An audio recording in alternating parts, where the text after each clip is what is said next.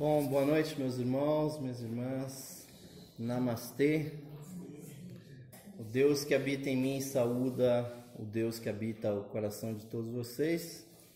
É uma gratíssima satisfação nós estarmos aqui com vocês nesta alvissareira semana em que a Sociedade Teosófica no Brasil vai completar no próximo domingo, dia 17 de novembro, 100 anos de atividades no Brasil, justamente quando se completa a formação,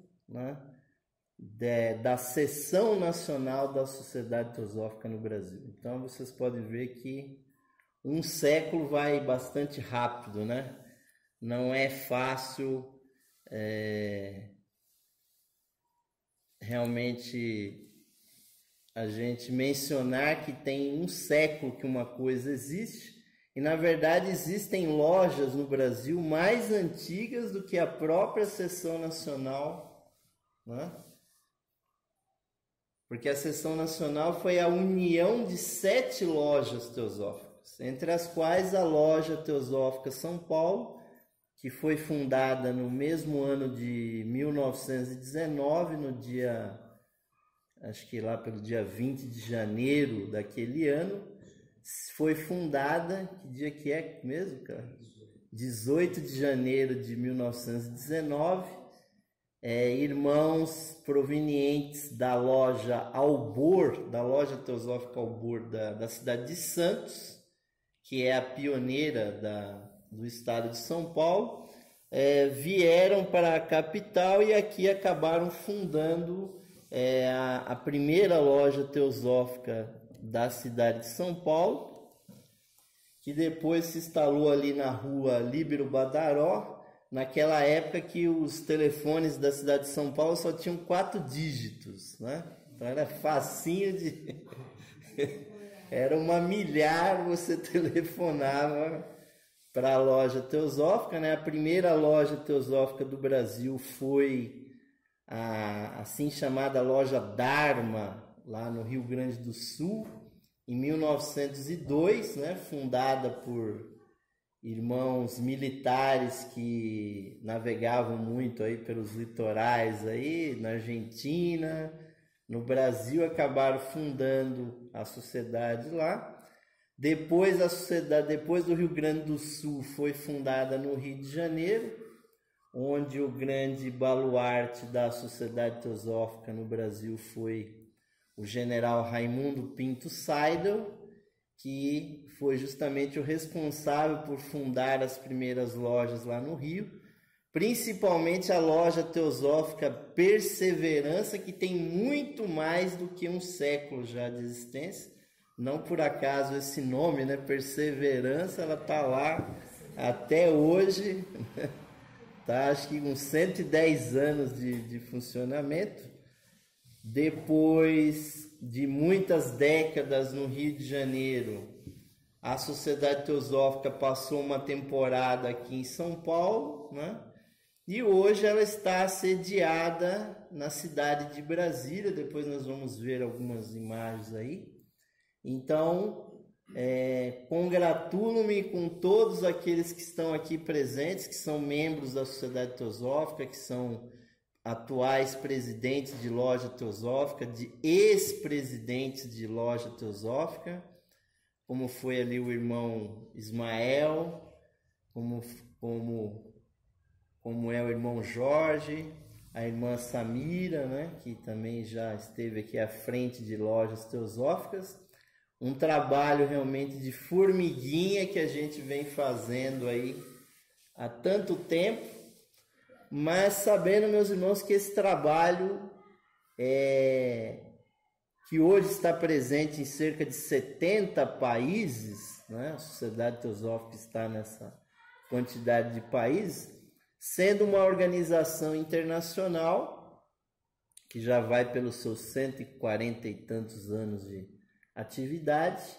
Então a nossa Sociedade Teosófica está realmente de parabéns por ter resistido esse tempo todo, Mas por trás dela, meus irmãos, há uma coisa muito maior, uma coisa que é a teosofia. Por isso que eu sugeri para a irmã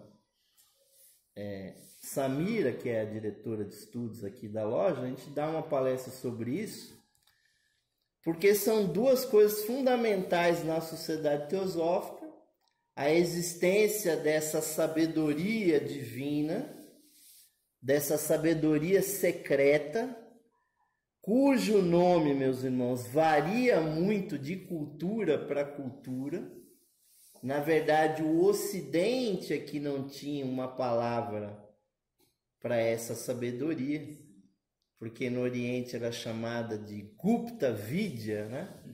Principalmente na Índia, a sabedoria secreta, né? É óbvio que muitos filósofos, desde a Grécia e tudo mais, já falavam da filosofia ou do amor à sabedoria, né? Que é a tal da filosofia,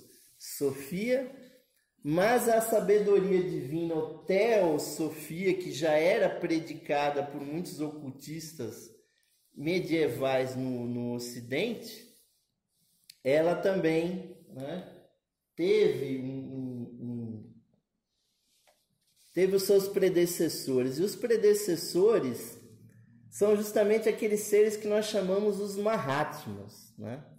Então eu já vou começar fazendo essa citação aqui, meus irmãos. Olha só, fevereiro de 1882, o Mahatma Maurya, que a gente cita meio escamoteadamente só com a primeira letra ali, o mestre M ali, escreveu ao Sr. Simmet a respeito da fundação da Sociedade Teosófica, que já tinha ocorrido há 7 anos atrás, né?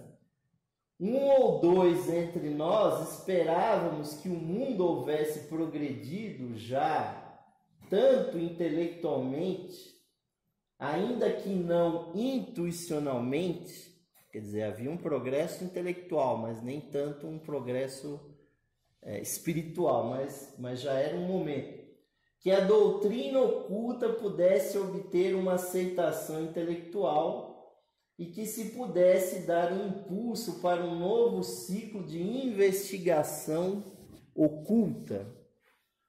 Ou seja, o pensamento dos Mahatmas, meus irmãos, e esse conceito no Ocidente, Blavatsky depois ficou um pouquinho chateada, porque depois que ela praticamente deixou pública essa ideia de que existem na humanidade homens extremamente aperfeiçoados, homens praticamente que zeraram o seu karma pessoal, homens que fazem parte de uma fraternidade que tem muitos e muitos milhares de anos, que estão juntos dentro de uma loja, de um agrupamento chamado de a Grande Fraternidade Branca ou a Grande Loja Branca, que não tem nada a ver exatamente com a cor, mas tem a ver sim com o trabalho, que é extremamente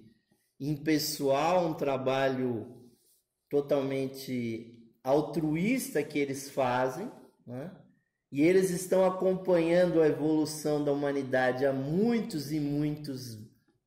Quando a gente fala milhões, pode parecer, né, exagero, mas consta que nas suas residências, nos locais que eles ainda moram, lá no Tibete, em outros locais, eles têm lá as suas grutas, e dizem que há Mahatmas que são responsáveis pelos museus que os mestres têm, com esculturas, com o formato do corpo que o ser humano tinha na Lemúria, na Atlântida, nas primeiras sub-raças, né, ou civilizações da Atlântida, até chegar nesse tipo humano que nós temos hoje, que é chamado o Homo sapiens, né?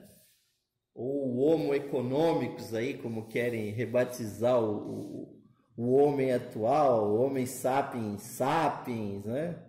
Se bem que eu acho que está bem longe disso aí, mas o fato é que houve, meus irmãos, uma grande evolução na humanidade. E esse momento, que foi o final daquele século XIX, né, dos anos 1800, os Mahatmas, eles que formam uma comunidade oculta espalhada por todo o planeta, uma comunidade que tem centros no mundo inteiro, centros na América do Sul, centros na América Central, centros na América do Norte, centros na Europa, centros no Oriente Médio, no Egito, na Índia, no Tibete, na China. Todos os grandes pontos importantes do planeta têm esses núcleos onde os Mahatmas estão presentes. E a nossa grande fundadora da Sociedade Teosófica, que foi Madame Blavatsky, foi uma das poucas, se não, eu acho que a única pessoa conhecida que visitou todos esses pontos da Fraternidade Branca numa única vida. Dizem que a compilação que se tem aí, que ela conheceu cerca de 35 Mahatmas diferentes. Não só aqueles conhecidos nossos aqui da Sociedade Teosófica, muitos citados aqui, Mestre Moria, Mestre Kuthumi, o Conde Saint-Germain, o Mestre Serapis e outros, Mestre Jesus e outros. Não só esses, mas mestres que estão incógnitos, que trabalham na humanidade realmente com muito zelo para que, untando os mecanismos da sociedade humana para que ela evolua, né? Mas prosseguindo aqui, nesse livro A Chave para a Teosofia, que foi praticamente um dos últimos livros que Madame Blavatsky escreveu, ela deixou realmente certas profecias, né? E uma delas é a seguinte, né? Se a sociedade teosófica sobreviver e desempenhar sua verdadeira missão, seus impulsos originais, pelos próximos 100 anos, diga-me, vou muito distante ao afirmar que a Terra será um céu no seu 21º século em comparação com o que é agora. Vejam bem, comparado com aquele século XIX, ela já imaginava que a humanidade já seria, a Terra já seria um paraíso, né? Quem sabe até, em alguns aspectos, se a gente imaginar que a expectativa de vida das pessoas naquele século era de 50 anos, 50 e poucos anos.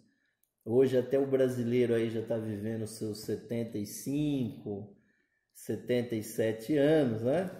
Se bem que o nosso governo quer que a pessoa se aposente lá com uns 80, 90, assim. Então, eu não sei se a pessoa vai aproveitar muito, assim, a aposentadoria, né? Mas o fato é que, quando esse século, 19 acabou, a humanidade tinha 900 milhões de habitantes. E quando fechou o século XX, nós fechamos beirando os 7 bilhões de pessoas. Quer dizer que foi um século, meus irmãos, que teve uma expansão demográfica absurda. Se multiplicou praticamente mais do que 7 vezes a população do planeta.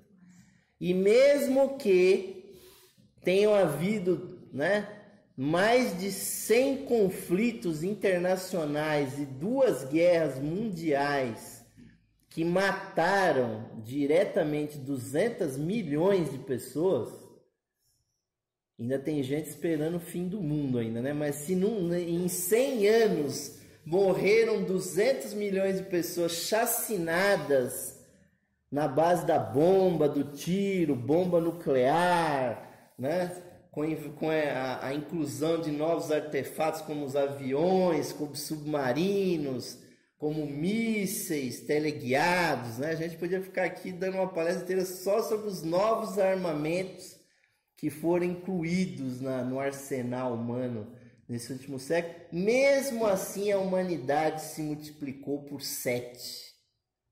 Né? Isso é mais um 7 para o Carlos colocar na sua palestra, que a humanidade cresceu 7 vezes em 100 anos, mesmo com essa matança toda que teve.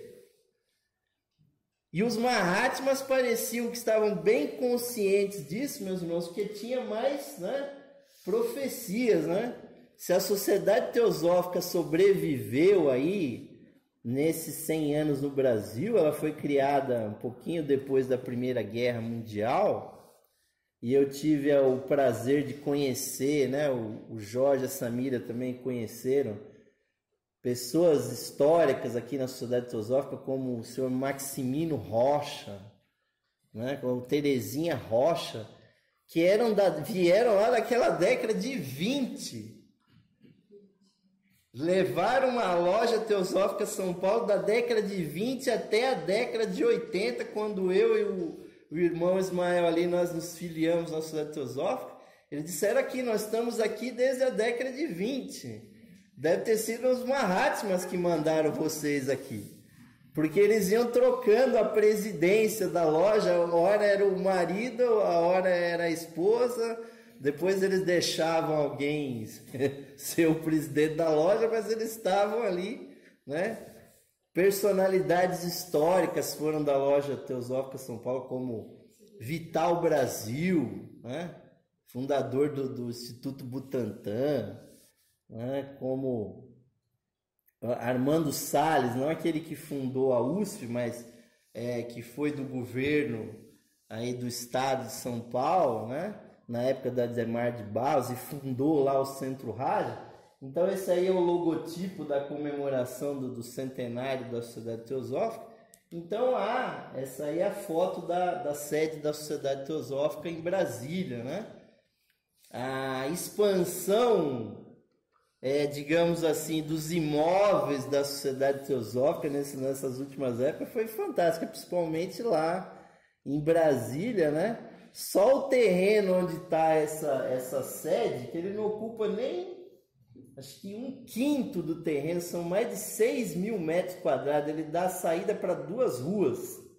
Ele dá saída para L2 Sul aqui desse lado, e lá no fundo do terreno dá também saída para uma outra rua. Tanto é que há planos lá de fazer prédios grandes lá. Aí está abrigada a Editora Teosófica também, né?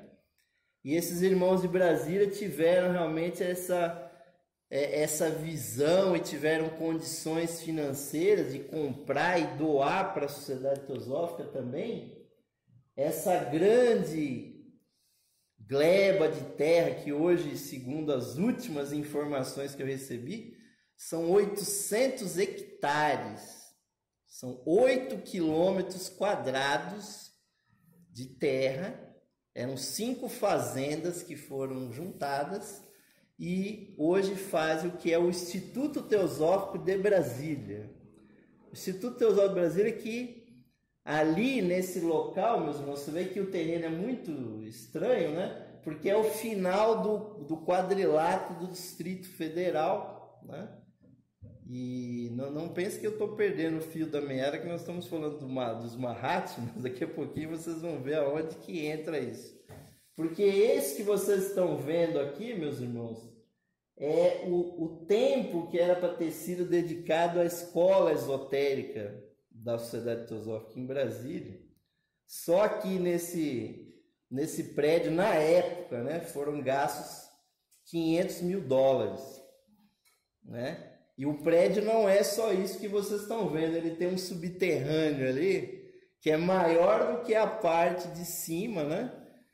E inclusive a senhora Rada Burnier nem quis que a escola esotérica fosse na parte de cima, porque vocês podem ver que está bem, né?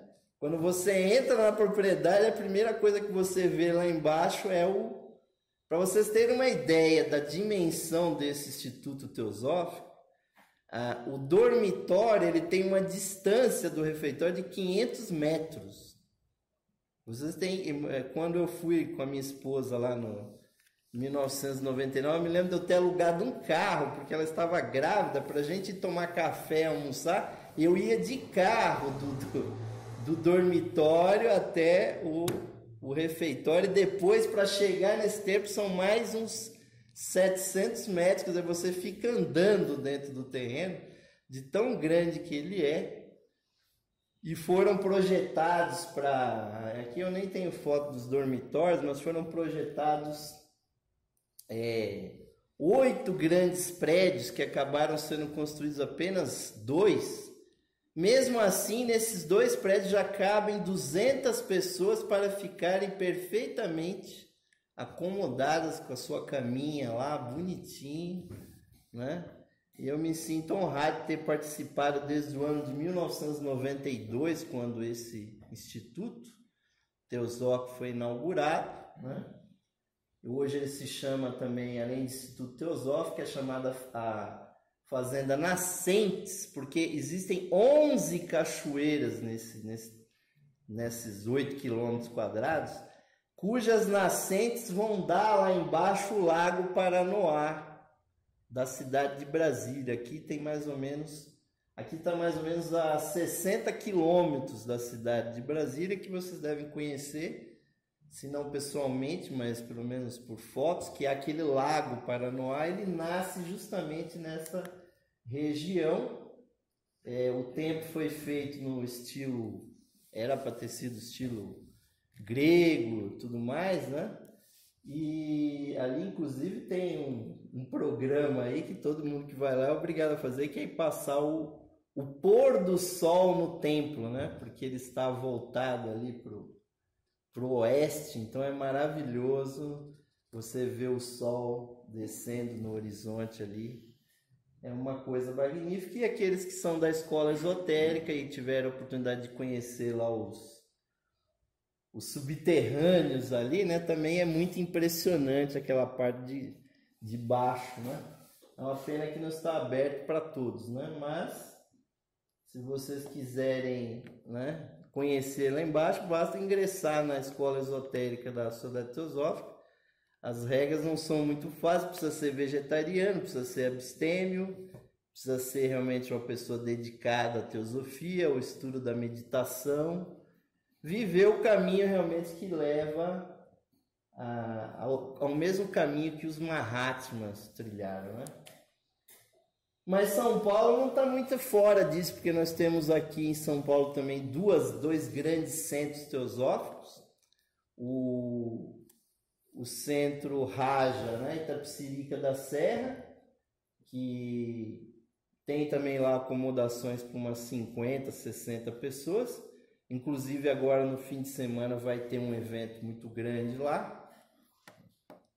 Não é essa agora, é no final do mês, né? No final do mês vai ter um evento. Eu pensei que era agora porque o aniversário é agora.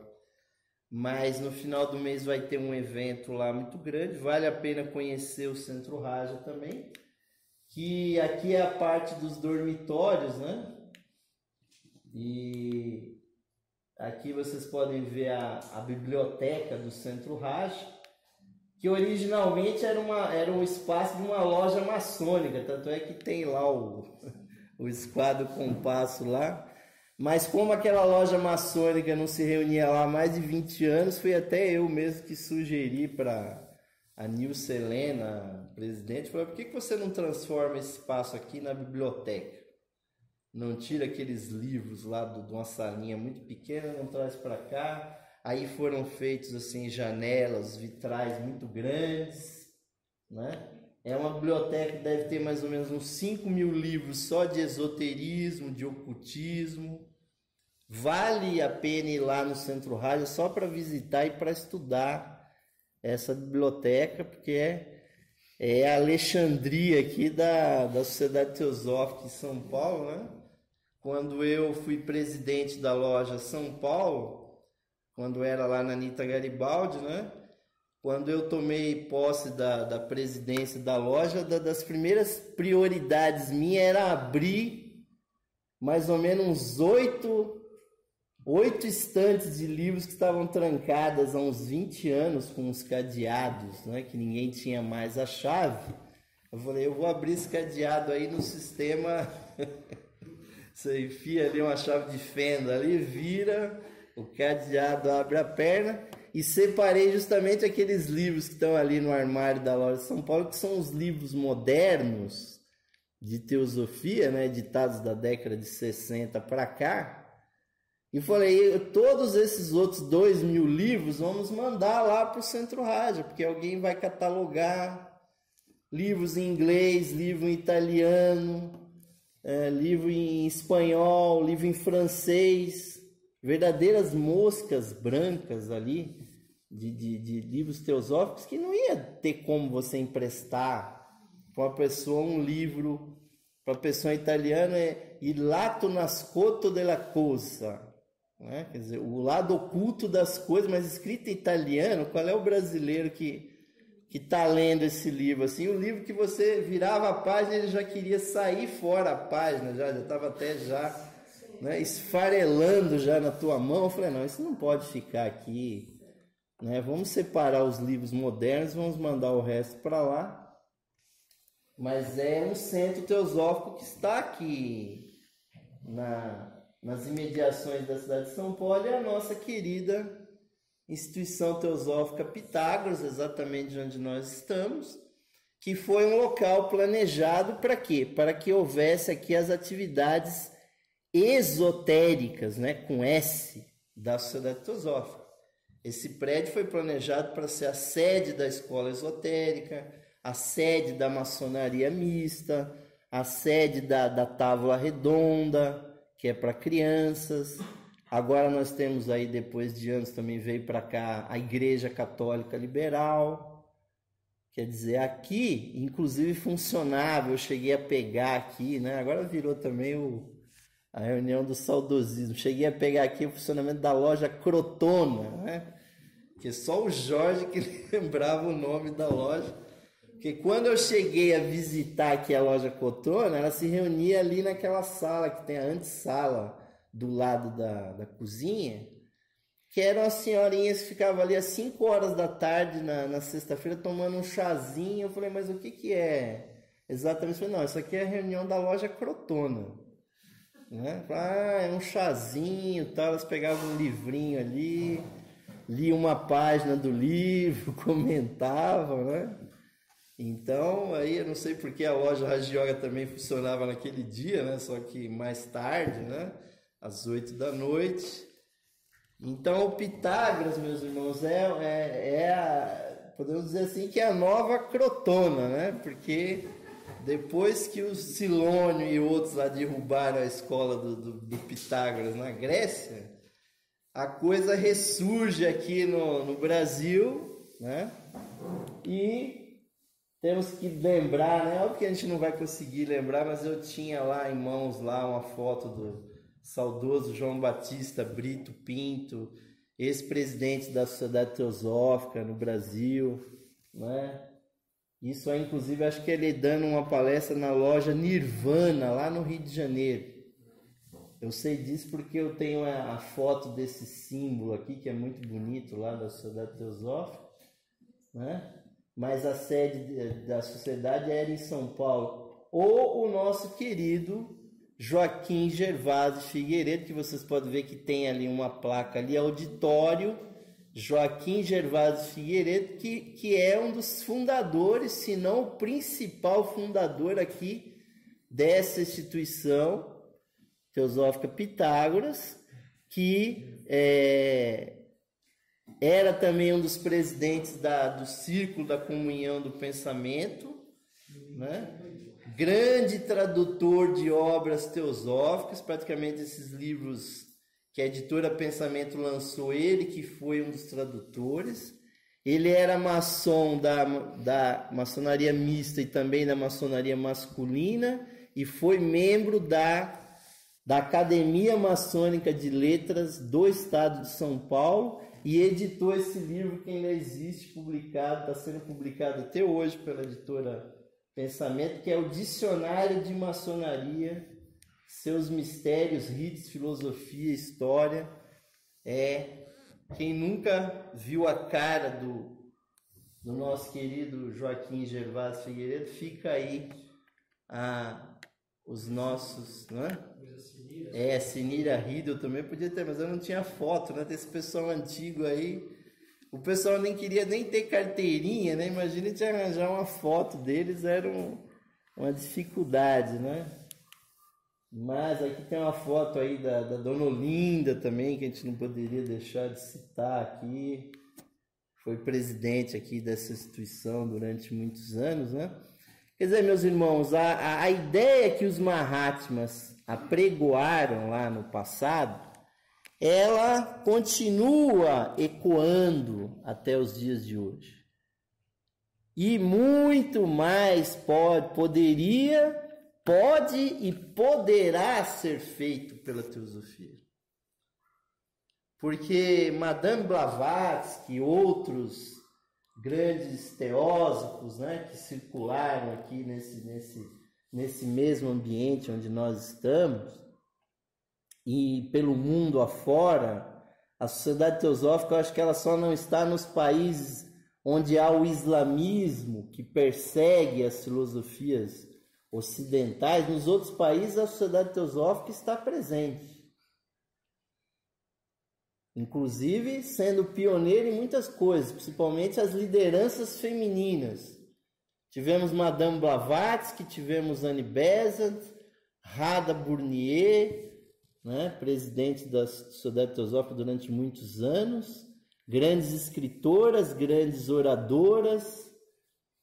E então essa expansão da teosofia está acontecendo, e eu acho que ela só não está acontecendo com a maior intensidade, com a maior velocidade, por uma questão meramente da formulação com relação à forma do trabalho teosófico, né? Que eu não estou aqui para criticar ninguém, isso aí é uma reunião da própria loja Raja Yoga, e acho que eu não estava sendo diplomado alguém aí, vocês vão acabar se enxergando aí na foto aí, né? Isso está na internet, viu? Vocês fiquem sabendo que a carinha de vocês está aí circulando, viu? É só colocar a loja teosófica Raja Yoga. É a memória digital, né? Mas porque houve uma grande controvérsia, meus irmãos, nos primeiros anos da Sociedade Teosófica. A Sociedade Teosófica escapou, né? Não sei se para bem, não sei se para mal, não, realmente avaliar isso é muito difícil. Ela escapou de ser uma entidade maçônica.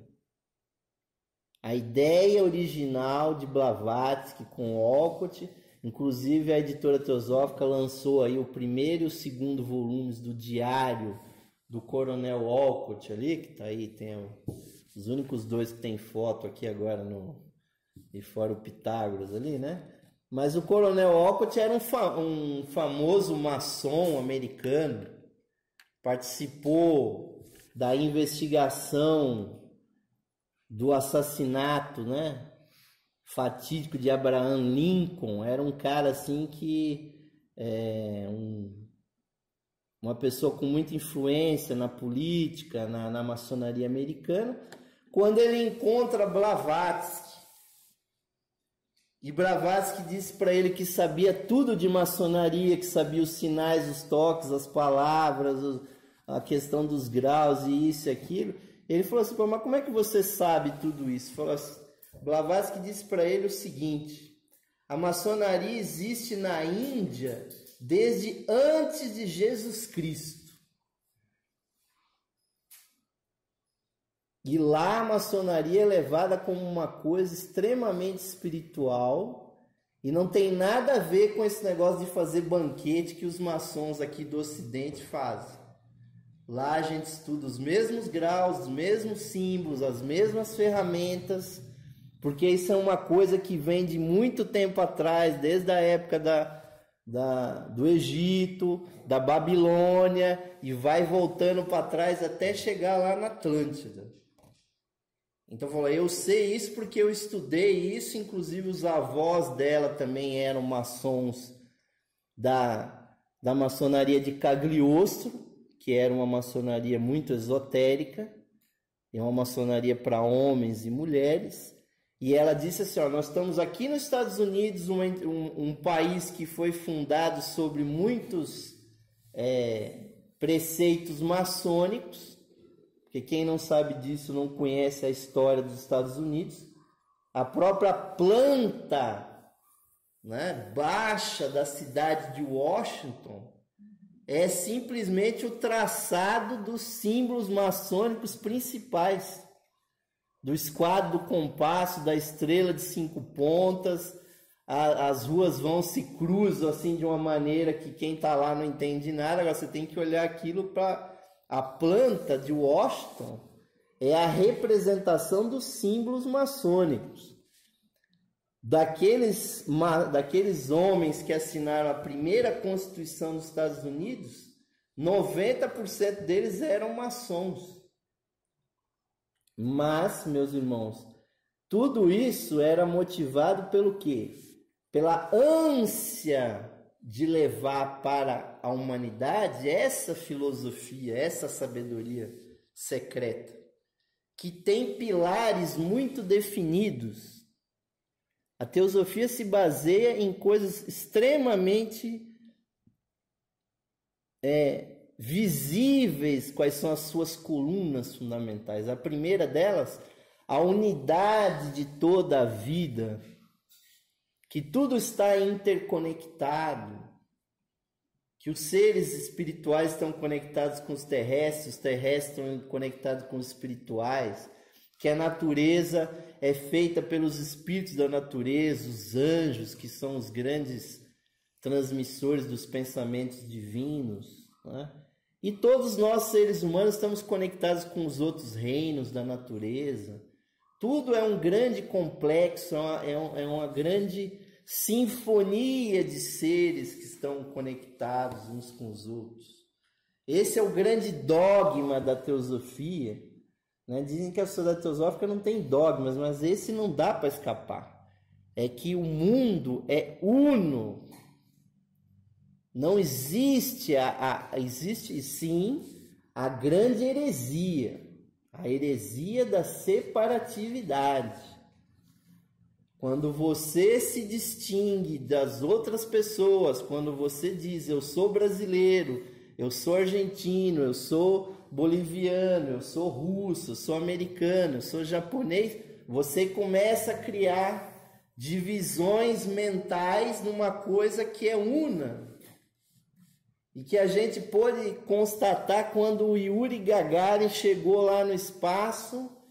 Não só ele disse que a Terra é azul, mas ele viu que aquelas fronteiras que a gente traça no mapa são fronteiras imaginárias.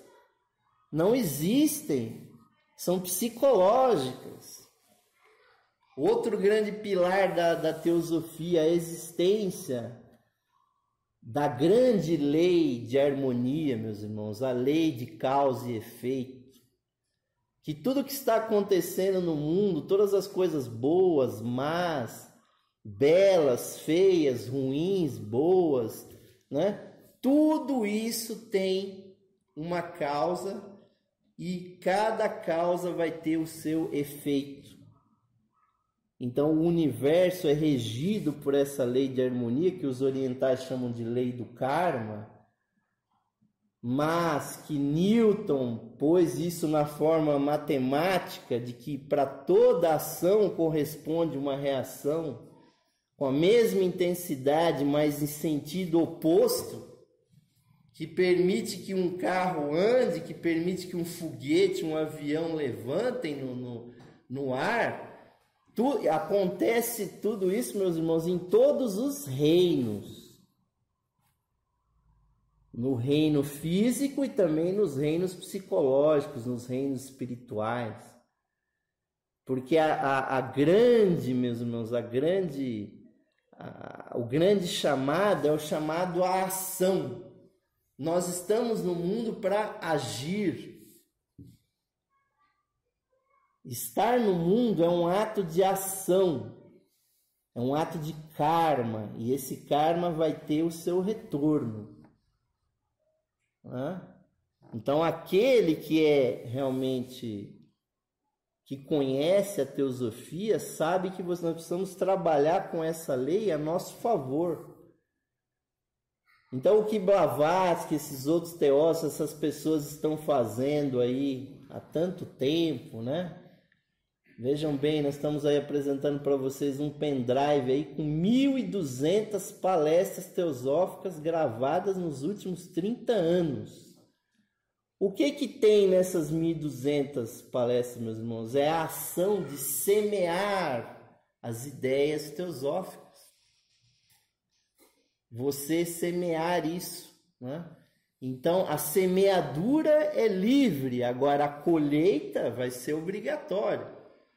E a gente sabe que quem semeia vento, colhe, né, tempestade. Agora, quem semeou teosofia, meus irmãos, como essas pessoas que deram essas 1.200 palestras, tudo bem que 600 delas são minhas, né? Então, eu que sou o maior. Por exemplo, o Jorge, né? A palavra Jorge quer dizer agricultor, né? Então ele está aqui para justamente plantar aqui, né? Essas ideias teosóficas, meus irmãos.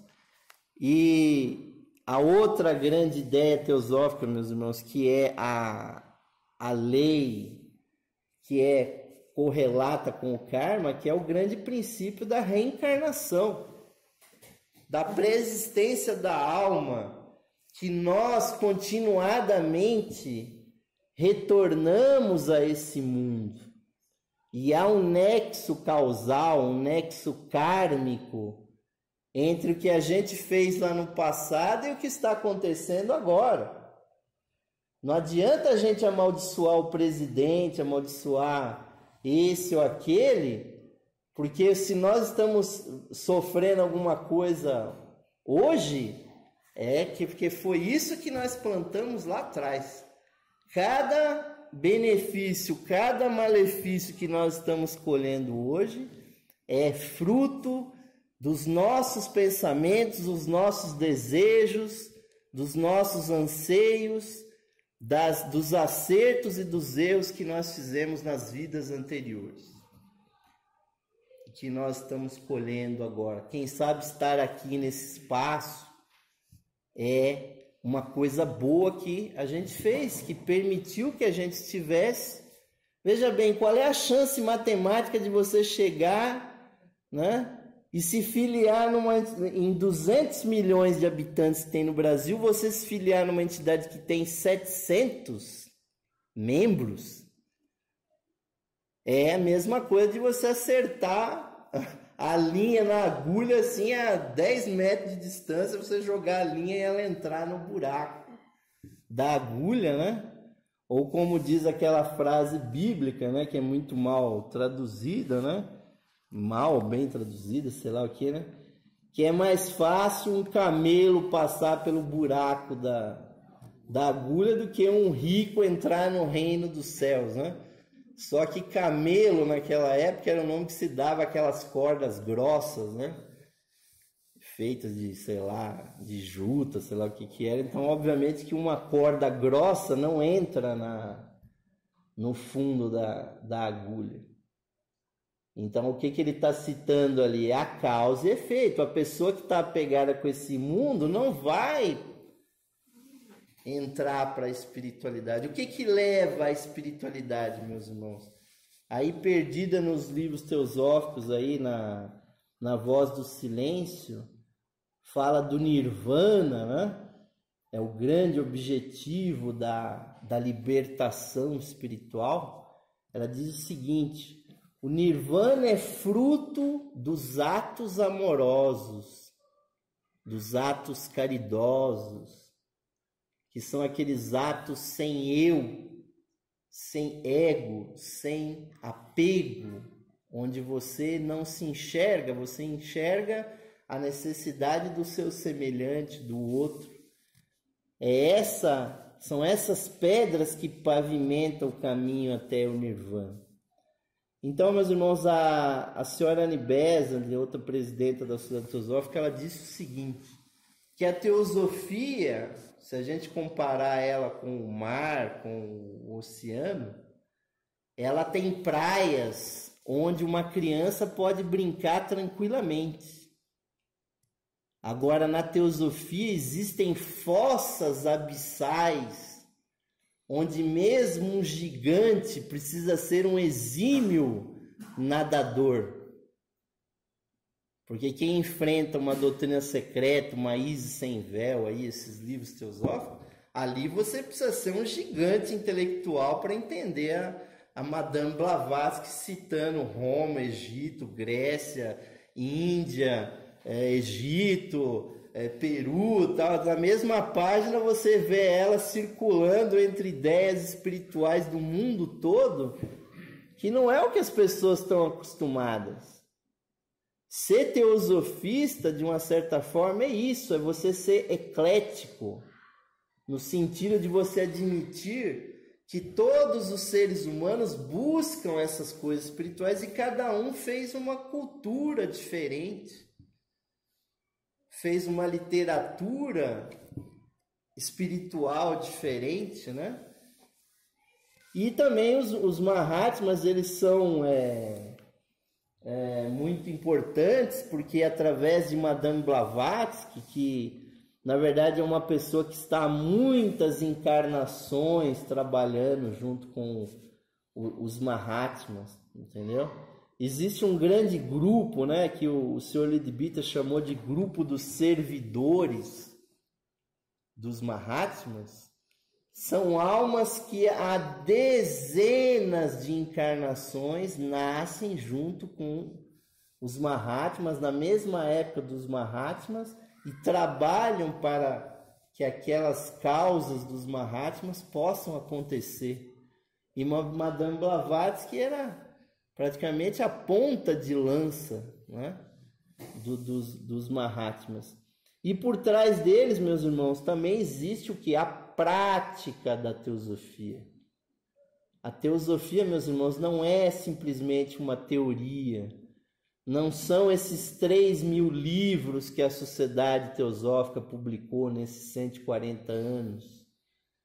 Em português, a gente não tem nem 10% dessa literatura, né? Nós ainda temos aí que editar o resto dos 90% da literatura teosófica em português. Só os escritos coletados da Madame Blavatsky são 14 volumes de 600 páginas, onde você tem os artigos que ela escreveu, as revistas, a doutrina secreta, Isis sem véu, todas as instruções originais da escola esotérica que estão lá no 12º volume dos escritos coletados, todos os comentários que ela fez, e ainda tem um 15º volume que é só de índice remissivo. Por exemplo, você quer saber sobre Faraó Tutancâmon, você vai lá no índice remissivo, ele tem lá em que volume, em que página que está aquele determinado assunto lá. Se bem que hoje essa literatura está toda publicada na internet, às vezes você entra no site lá e coloca. Outro dia eu estava publicando lá, estava aqui fazendo uma palestra e ia citar sobre o zodíaco. Falei, mas aonde na doutrina secreta que Madame Blavatsky fala do zodíaco? Só no computador mesmo para você colocar zodíaco. E aí tem uma notinha de rodapé que ela cita lá, né? Aí uma coisa muito interessante, que as pirâmides foram erguidas, as grandes pirâmides do Egito, há 70.000 anos atrás, e ela cita o grande ano astrológico de 26.000 anos, que é a circulação da precessão dos equinócios, né? Nos 12 signos do zodíaco, que aquilo teria virado 3 vezes. Então ela diz, então se esses zodíacos, se essas precessões viraram 3 vezes, isso significa que aquelas pirâmides têm 70.000 anos, no mínimo. E não foi nenhum daqueles faraós que botaram a plaquinha lá, o Miquerinos lá, e Kefren lá, e outros, botaram a placa lá que a pirâmide era deles, mas não foram eles que levantaram aquelas pirâmides lá, com certeza, meus irmãos. Mas fugindo disso, quer dizer, a prática da teosofia, meus irmãos, é um ocultismo. Existe uma tecnologia espiritual que está em posse dos Mahatmas, que visa o quê? Provocar o completo desenvolvimento do ser humano. Aquilo que Jesus chamou de segundo nascimento. Né? Jesus chegou ali para os seus compatriotas judeus e disse, né, é preciso nascer de novo, quer dizer, ter um nascimento espiritual. E aí, muito descaradamente, ainda perguntavam para ele, né, porque os judeus, obviamente, muito inteligentes, falaram, mas Jesus, então eu tenho que voltar para a barriga da minha mãe? Né? Eu falo assim, pô, mas vocês estão me avacalhando, né? Vocês estão estudando isso aí há não sei quanto tempo e vem dizer uma coisa dessa? Quer dizer, o segundo nascimento é a vinda do Cristo realmente, do eu espiritual, da alma que vive durante 777 encarnações. Ela precisa um dia descer naquele processo que os gregos e outros chamavam de teose, né? A verdadeira teurgia. Você invocar sobre si mesmo o seu eu superior e ele tomar posse do teu corpo e você receber o seu mestre divino que está dentro de você. Mas você precisa permitir que ele venha, que ele nasça em você. Que é uma coisa, obviamente, muito difícil. Né? Não é todo dia. Se não fosse assim, nós teríamos milhões de mestres. Nós temos o que? Uns 300 Mahatmas, mais ou menos, no mundo. Porque isso não é de uma hora para outra. É no final das 777 encarnações, principalmente nas 7 últimas, é que a pessoa realmente faz aquele processo. Agora, as religiões ficam fazendo de conta que esse processo não existe. Ficam dizendo que, né? E eu que sou padre tenho que vir aqui desmistificar as ideias errôneas, principalmente do cristianismo, as perniciosas ideias católicas, principalmente a da substituição vicária, né? Que é um nome teológico do absurdo, que Jesus teria pagado os nossos pecados na cruz. Isso significa o quê? O fim da lei da causa e do efeito. Porque se ele pagou, né, inclusive os pecados que nem tinham sido cometidos ainda, né? O que é mais absurdo ainda, né? Se essa doutrina fosse correta, meus irmãos, os pilares do universo estariam abalados, né? Então essa ideia, meus irmãos, é completamente contra os princípios teosóficos, esotéricos, universais. Aquilo que você planta, você colhe. Você pode até plantar uma planta, né? Que vai, né? Se você planta uma planta venenosa ali, se você plantar umas 10 ali, rosas ali em volta, pode até equilibrar o negócio. Mas que quando aquela planta carnívora ali virar adulta e começar a engolir alguma coisa, você vai pagar o preço daquilo. Não existe. Jesus jamais disse isso, que ele estava pagando a prestação kármica aí de alguém lá. Né? Então o ocultismo não é isso. O ocultismo é você assumir a sua evolução. Nós somos responsáveis pela nossa evolução. E não é Deus que tá envolvido aí, meus irmãos. Porque a figura divina, nenhum teosofista realmente nega Deus, mas achar que Deus é que vai te dar alguma coisa aqui, ali, vai te dar um empreguinho, vai te dar um carrinho, vai te dar não sei o quê, isso é coisa de criança. Isso é que os Mahatmas criticam nas suas cartas, esse paternalismo religioso, isso não é ocultismo, né? Não é o que os Mahatmas pregam.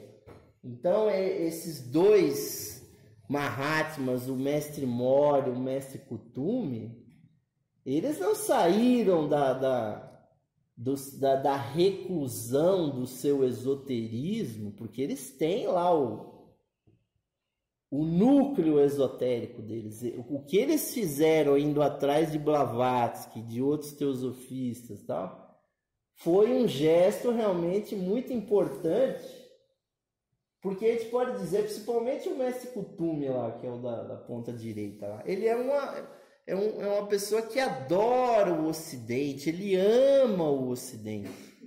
Ele veio morar na Europa, estudar nas universidades europeias.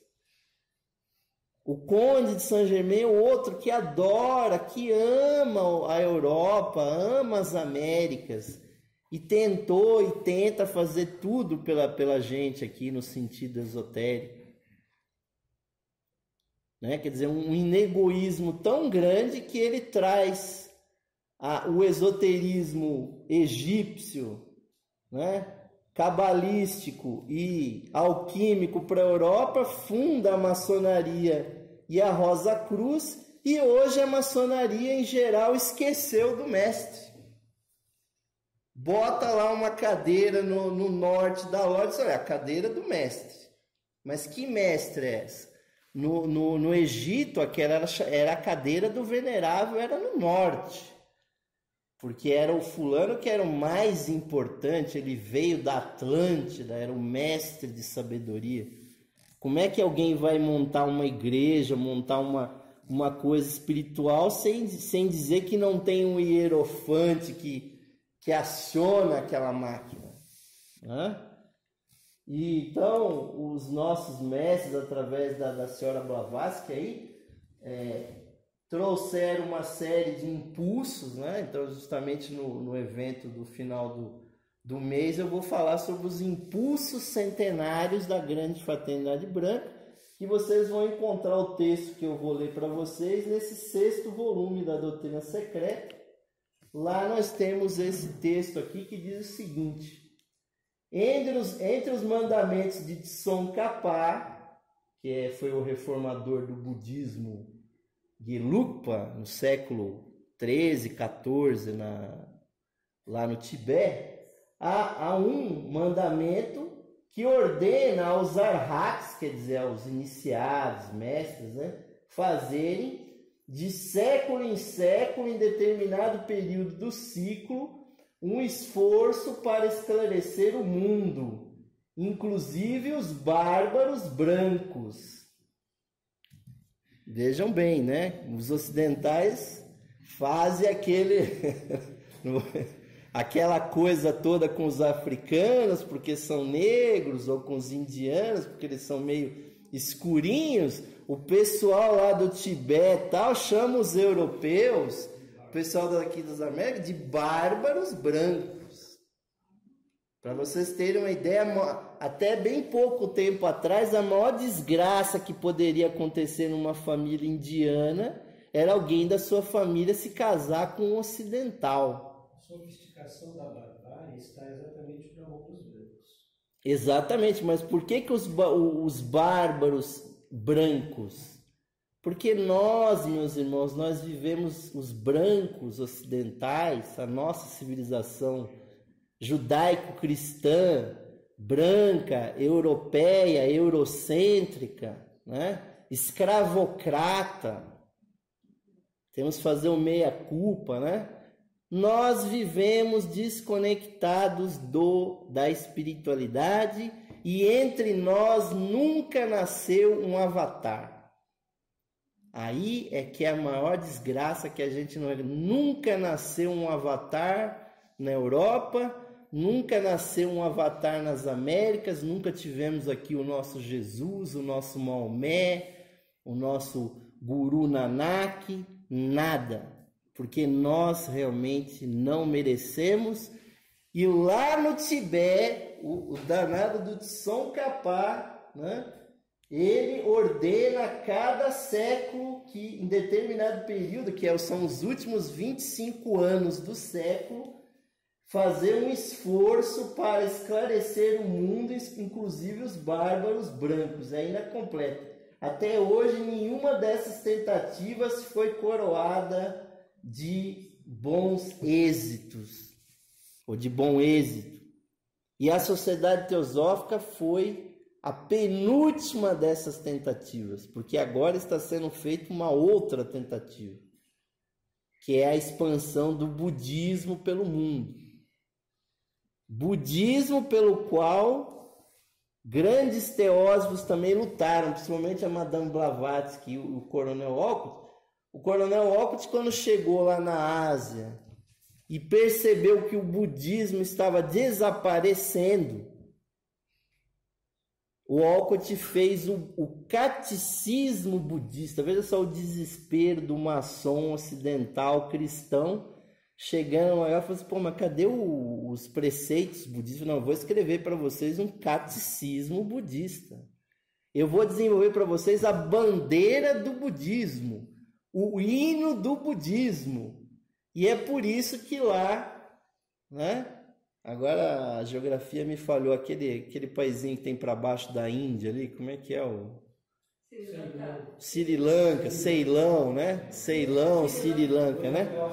Lá tem estátua em praça pública para o Coronel Olcott, porque ele foi praticamente quem impediu que os missionários cristãos acabassem com o budismo lá naquela região. E agora o budismo também com a China praticamente acabando com o império lá do Tibete e tudo mais, praticamente forçou a diáspora do budismo tibetano.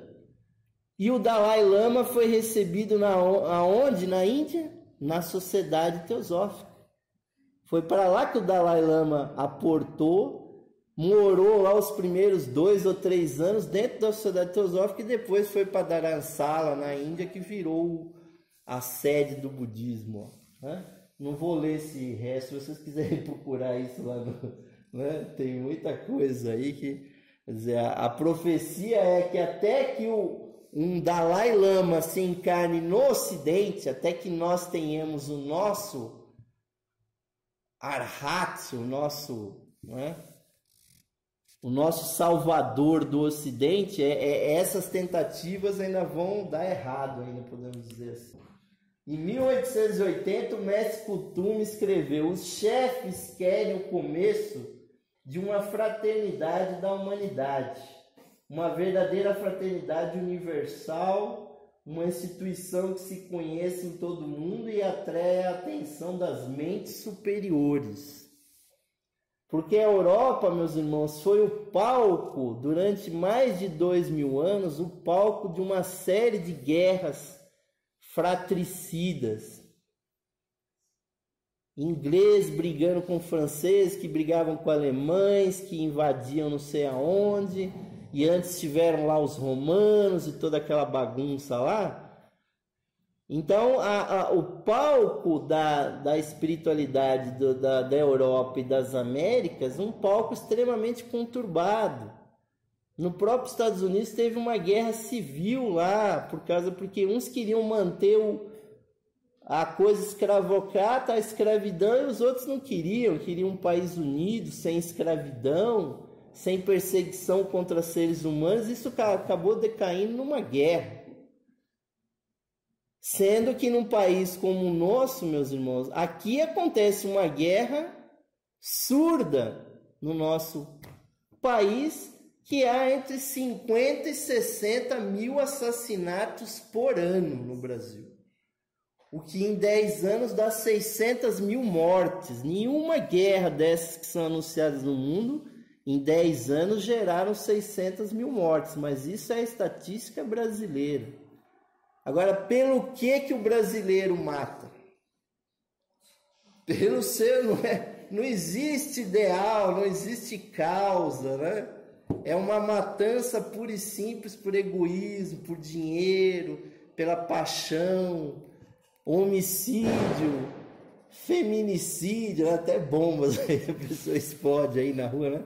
Estoura essas bombinhas aí só para espantar os cachorros aí, né?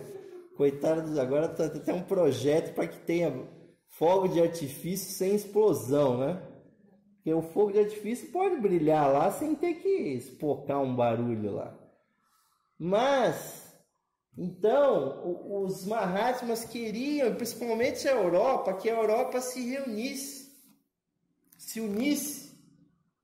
Então, inclusive na Sociedade Teosófica havia um movimento paralelo aqui, que era chamado Centro de São Miguel, ou Centro de Santo Maicon, que as pessoas meditavam pela união dos países europeus, que é o que aconteceu agora com a Comunidade Econômica Europeia.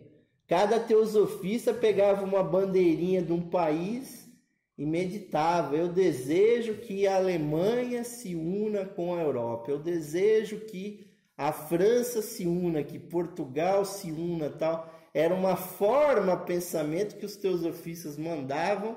Eu me lembro de há muito tempo atrás chegar lá em Itapecerica da Serra e ver um monte de bandeirinha em cima da mesa e falar: mas para que tanta bandeirinha, né? Deve ter sido alguma coisa. Era a atividade do Centro de São Miguel. Dizem que um dos mestres que muito se preocupa com isso é o Conde de Saint-Germain, né? Que é o mestre que se preocupa com a maçonaria, com a Rosa Cruz, com os Rotary Clubes, com os governos, com os sindicatos, com uma série de coisas aí que as pessoas acham que nem tem espiritualidade, mas tem. Agora, por trás dessa fraternidade, meus irmãos, o que vai? Vai o ocultismo, né? Então, em maio de 1889, né, na sua revista aí, que tem esse nome terrível aí, vou nem falar o nome que já basta, tá escrito, né? Mas escreveu essas palavras: pois se a teosofia não prevalecer, veja bem o ano, 1889, se a teosofia não prevalecer, então a tormenta se desatará e nossa alardeada civilização e cultura ocidentais emergirá em um mar de horrores tais que seu paralelo nunca foi registrado até agora. Olha o ano. Quantos anos que levou para ter a Primeira Guerra Mundial? Já era uma previsão. Que a Primeira Guerra Mundial foi terrível, meus irmãos. As pessoas morriam lá nas fronteiras, né? Não podiam nem avançar os exércitos, porque eles cavaram aquelas valas, né? E não podiam avançar o ataque, tal. Ficavam mofando dentro daquelas trincheiras, né? Uma coisa absurda. Então, o que eles já previam eram realmente os primeiros 50 anos do século passado, foi realmente o Armagedon, meus irmãos. Foi o fim do mundo. Se alguém disser para vocês, vai ter um fim do mundo, não, já foi. Foram a Primeira e a Segunda Guerra, mais a Revolução Russa, mais a Revolução Comunista na China, mais os cento e tantos conflitos, mataram 200 milhões de pessoas. Inclusive foi um juízo final assim para a raça ariana.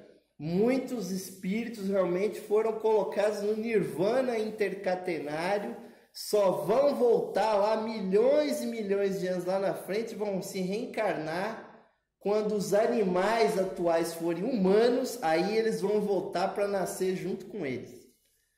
Porque quem pega num rifle, entra dentro de um tanque para sair dando tiro em outros seres humanos sem nem pensar no que ele está fazendo e amando de quem?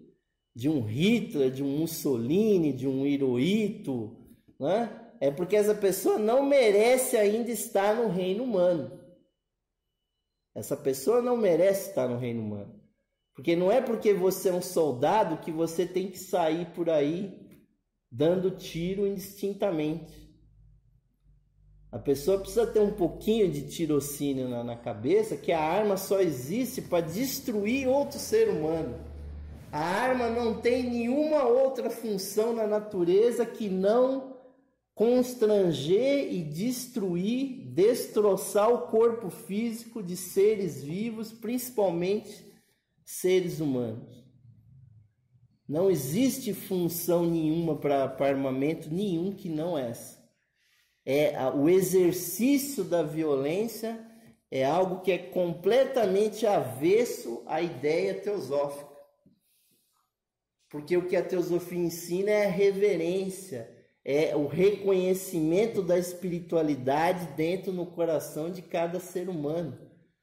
Como é que você aponta uma espingarda para uma pessoa que você reconhece que é uma chispa divina encarnada que está aqui para evoluir? Qual é o propósito disso? Não existe. Agora, nessa situação, sem teosofia, fica tudo difícil de entender, né? E o Geoffrey Hodgson, no seu diário, ele anotou aí uma frase do mestre egípcio, né? É verdade, como você declara, que estamos engajados no planejamento preliminar e no estabelecimento dos alicerces para o retorno dos mistérios. Os mestres querem voltar, meus irmãos. Nós precisamos viver uma época novamente em que os sábios sejam os governantes. Nós merecemos isso. Quando isso vai acontecer? Quando houver uma corte internacional, quer dizer, nacional e internacional, que garanta que os crápulas, os grandes, né, ditadores não possam exercer a sua mão forte, a sua pressão sobre todos. Porque quando isso acontece, existe uma pessoa espiritual ali, ela é esmagada rapidamente. O Mestre Jesus foi destruído, o Buda foi expulso da Índia, tocaram ele para o lado do Tibete, lá ele saiu, né, pedindo esmola na rua, andando pela Índia. Vocês imaginam só que situação, né? O Gandhi foi assassinado em praça pública. Por que essa perseguição? E o ocultismo não é brincadeira, meus irmãos. Por isso que os Mahatmas fazem alertas graves, né? Essa frase do mestre Kutumi, que está lá nas cartas dos Mahatmas, é a maior advertência que existe. Ele diz o seguinte: o chelado, quer dizer, ser um discípulo do mestre, né, revela o homem interno e traz à existência os vícios e as virtudes adormecidos. O vício latente gera pecados ativos. Porque às vezes a pessoa é má, mas ela não está fazendo nada. Agora o ocultismo, ela faz com que aquela erva daninha da pessoa cresça. E aí se tornam pecados ativos. E é frequentemente seguido de insanidade.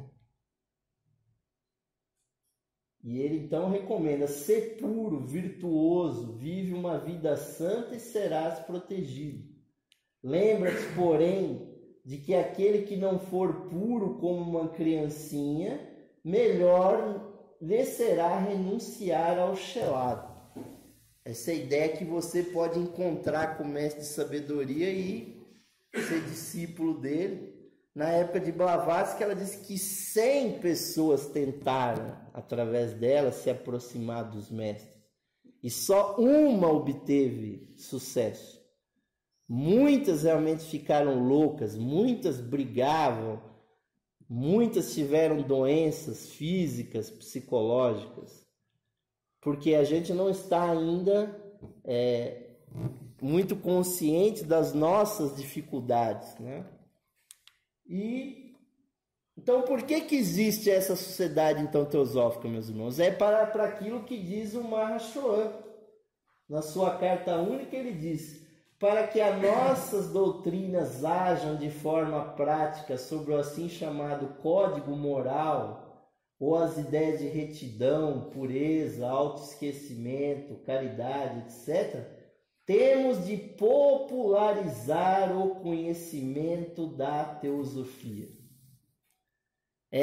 Exclusivamente para isso que existe a Sociedade Teosófica. Ela não é uma sociedade de treinamento oculto, ela não é o próprio ocultismo, ela existe para falar desses assuntos.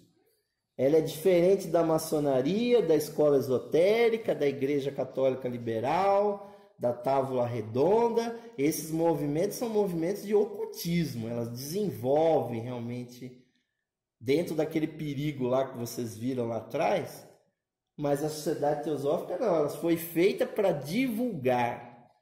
E vejam bem de quem vem essa frase, é justamente do Maha Chohan, que dizem que Maha quer dizer o grande mestre, ou o grande senhor.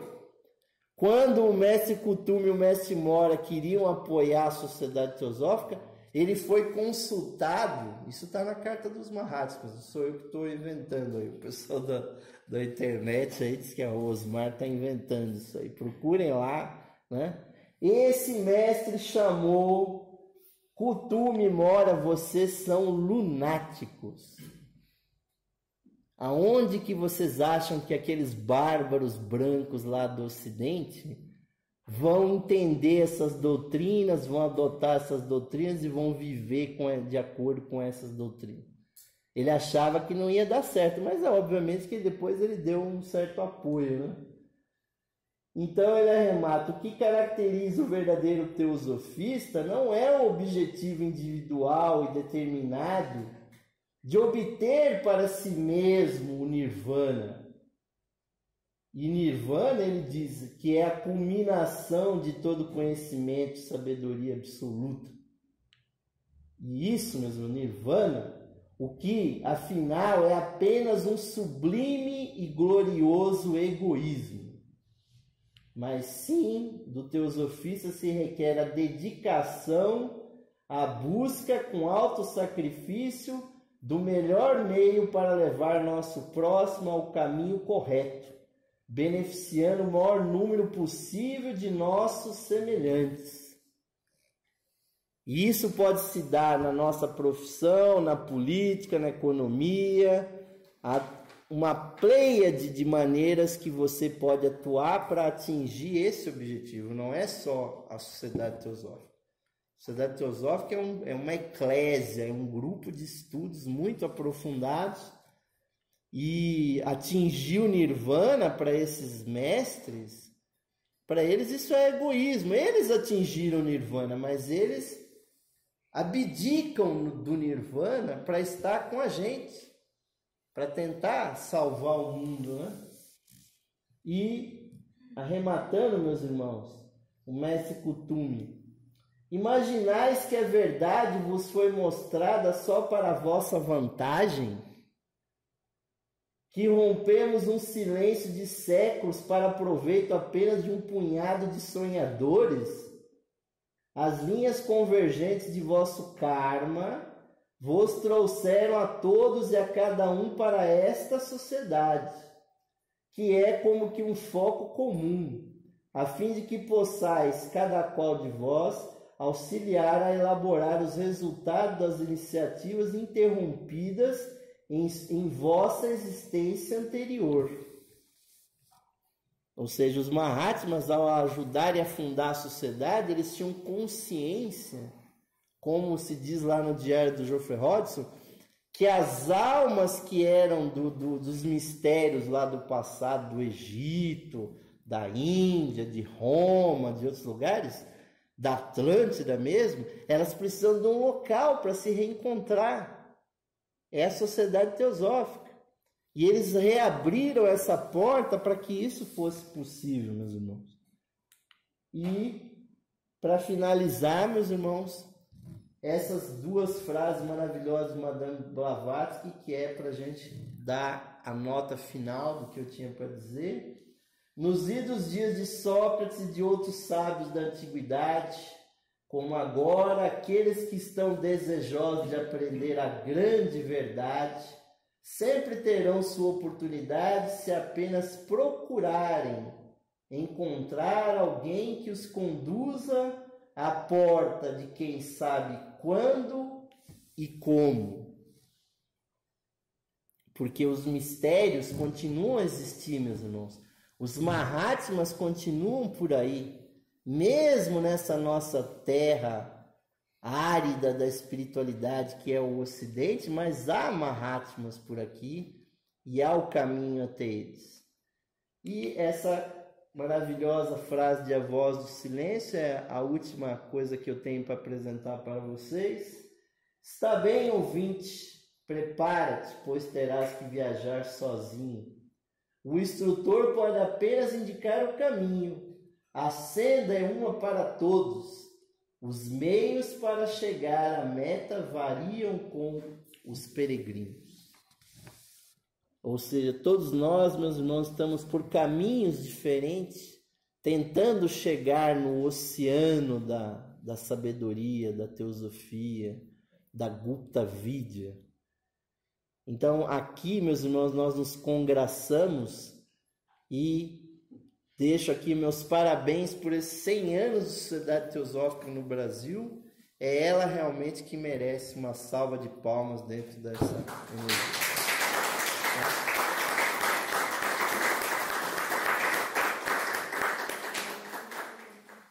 Não a minha pessoa, que realmente só estou aqui juntando umas pequenas frases aí nos livros aí. É isso que todo teosofista na verdade faz, né? E vamos então devolver a palavra para o nosso irmão. Não sei se alguém quer perguntar alguma coisa, se quer acrescentar alguma coisa, né?